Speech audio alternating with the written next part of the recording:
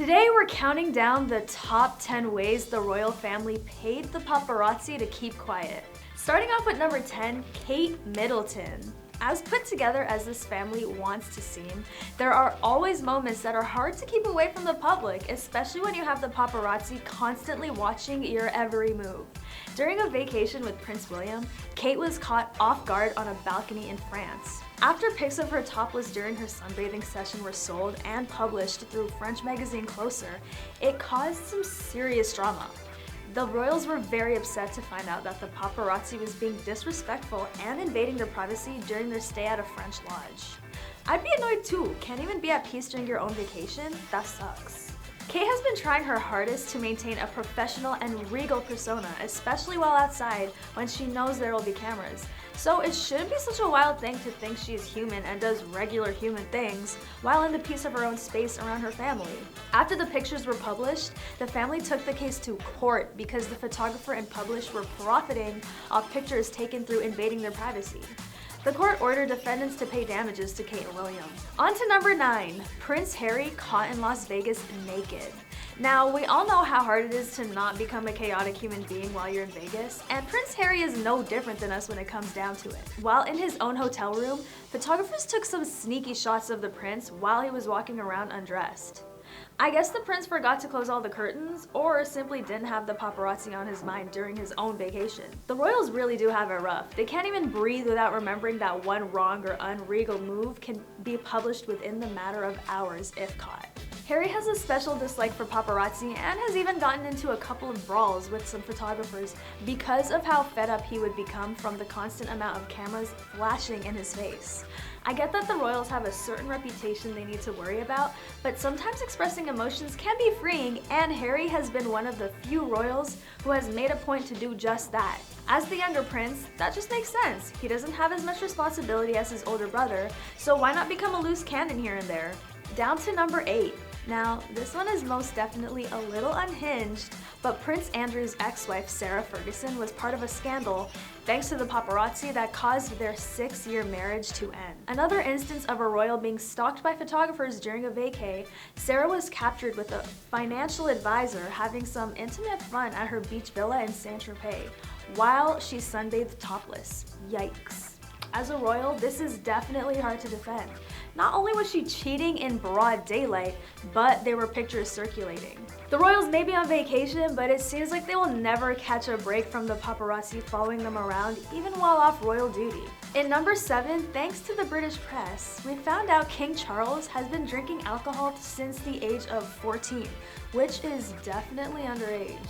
In the 1960s, the king was overheard by a journalist asking for a cherry brandy. The alleged story is that his friends dared him to go up to the bar and order a drink, so he ordered the first thing that came to his mind. Unluckily, the journalist sitting near him wanted to make this into a scandalous story, which got King Charles in serious trouble and also cost his bodyguard his job. As careful as the royals are known to be, it's no surprise that sometimes they slip up, just as other human beings do.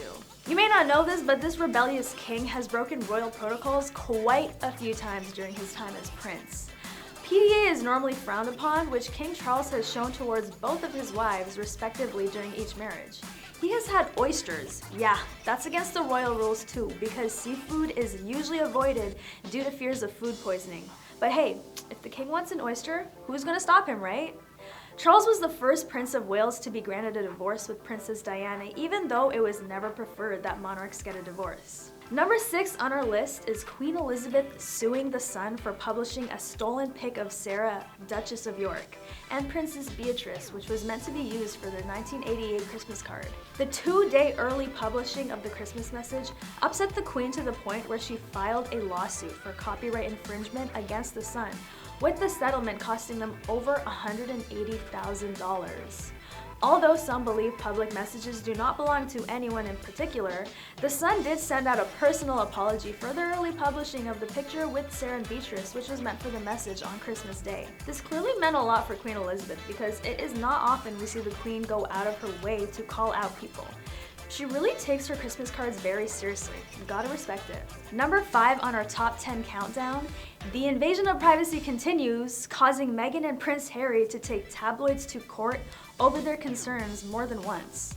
As scary as it sounds, publishers have brought out the high tech, using drones and even helicopters in a very desperate and extremely invasive attempt to get pictures of their son Archie through the backyard of the couple's Montecito home. The couple, who stepped back as senior members of the British royal family, have made countless headlines ever since then, which naturally meant a lot of media and press was going to be all up in their business. But they really crossed the line by trying to use helicopters to see what the family is up to while they're just minding their business at home. And although a lot of people eat up any sort of news based around the royals, no matter how mediocre the story is, it should definitely not be normal for publishers to go to these extreme lengths just to capture a picture of these people.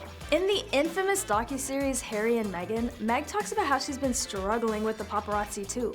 When she had started dating Harry, paparazzi would pay her neighbors to live stream what she was doing in her house by setting up cameras that would point to her backyard. That sounds super scary and overly obsessive, because what could be so entertaining about watching a person that closely all because they're dating a royal? I could never imagine caring that much. And personally, I think some new laws about privacy invasion within the media should be made, because that is too invasive. After the docuseries released, it made a lot of people realize that it may have not been the media attention the couple didn't like, as they insisted, but the lack of control over the kinds of stories being made on them. Funny enough, even after sharing their own narrative on stories, media outlets still found ways to control the narrative in a very different direction. They really can't win. In number 4, we all know how often Harry and Meghan have made the news headlines. Their story just seems to be very interesting for the public. But there also have been accusations that the family plans controversial stories in order to gain this attention. Leading up to the wedding of Meghan and Harry, a scandal involved Meghan's estranged father Thomas Markle for staging a photo shoot. The staged photo scandal, thereafter dubbed Markle debacle, created a massive PR headache for the royals. Markle Sr. claimed the saga caused him 2 heart attacks, as well as worldwide embarrassment and ridicule, while losing my relationship with my daughter Meghan and son-in-law Prince Harry. This father and daughter have seemed to bring their rocky relationship into the limelight a few times. Thomas even put out a statement that insisted his daughter never reached out to him or made any efforts to rekindle their relationship. This caused Meghan to send a letter to her dad, calling him out for upsetting her with his lies and for not communicating with her properly after she'd heard from a tabloid that he had a heart attack. Somehow, Mail on Sunday got hold of the letter and published it too. This caused a lawsuit to be filed against the publishers for acting dishonestly. This beef between the family feels almost embarrassing because they're airing out each other's business, which is quite the opposite of what the royals have ever wanted from their family members. But one thing about the royals, the English tea is always steaming hot, whether they like it or not. Number 3 on our list of top 10. Yes, our third Meghan and Harry story. The couple is clearly not shy at all from filing lawsuits against the press when inaccurate news stories are published about the family. There have been many misleading allegations published about the two, which was a leading cause for them to want to step down from their royal duties, which, as we all know, made major news and has consistently kept the two in news stories, and it really is up to us to decide what we believe or not. The Duke and Duchess of Sussex have claimed that they wanted a private, normal life, hence why they moved out London to LA. During this period of time, we've seen that the two have been doing everything they can to fight the press when they feel like the claims being published are completely inaccurate. After the passing of Harry's mom, Princess Diana, the media was overly obsessed with his every move, which had infamously caused him to even get into some physical fights with some photographers. The few times that it made headlines, it made the young prince seem like a rebel, and even though he may have been, he also just wanted some freedom, which ironically he didn't have as someone who has more power than most people his age. Honestly, Harry, I get it. There are times when you just want to be left alone, and being someone with that status is harder to do and harder to enjoy anything without wondering if it's going to be featured in a news story the next day. In number 2, Buckingham Palace doesn't usually comment on a majority issues. Instead, they only tend to issue denials for the most egregious. So when untrue statements were being made against Harry and Meg, they felt frustrated that the palace didn't put out any statements. The inability to correct what they see as inaccurate accounts in the UK tabloids apparently frustrated Harry and Meghan, the latter perhaps even more so.